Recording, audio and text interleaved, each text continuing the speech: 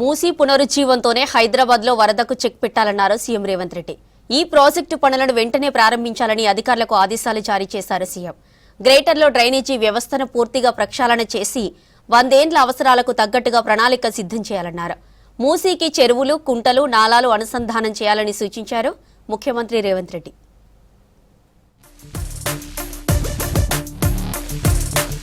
హైదరాబాద్లో భారీ వర్షాలు కురిసినప్పుడల్లా తలెత్తే వరద సమస్యను పరిష్కరించడానికి మూసీ పునరుజ్జీవమే శాశ్వత మార్గమన్నారు సీఎం రేవంత్ రెడ్డి.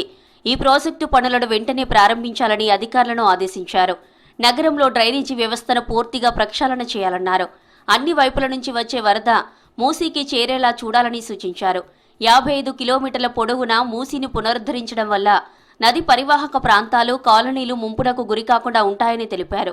వరద నీటి నిర్వహణకు వీలుగా మూసీ పునరుజ్జీవ ప్రాజెక్టును డిజైన్ చేయాలని ఆదేశాలు జారీ చేశారు. 100 ఏళ్ల అవసరాలకు అనుగుణంగా కొత్త ప్రణాళికలు రూపొందించాలని సూచించారు.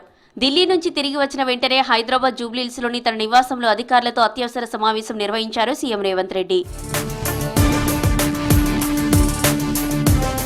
ఇటీవల కురిసిన భారీ వర్షాల వల్ల తలెత్తిన ఇబ్బందులు, వాటిని అధిగమించేందుకు తీసుకోవాల్సిన తక్షణ చర్యలపై చర్చించారు రాష్ట్ర ముఖ్యమంత్రి రేవంత్.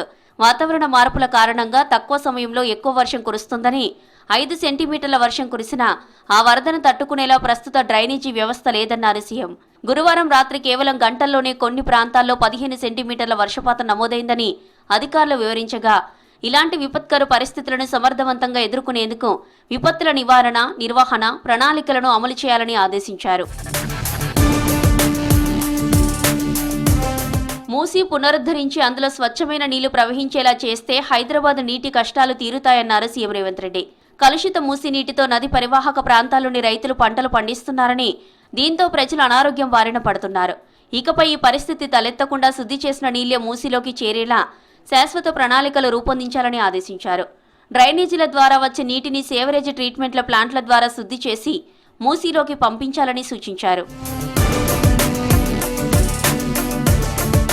శుద్ధి చేసిన నీటిని పరిశ్రమలు, ఇతర అవసరాలకు వాటర్ ట్యాంకర్ల ద్వారా వినియోగించుకునే వీలుంటుందన్నారు సీఎం.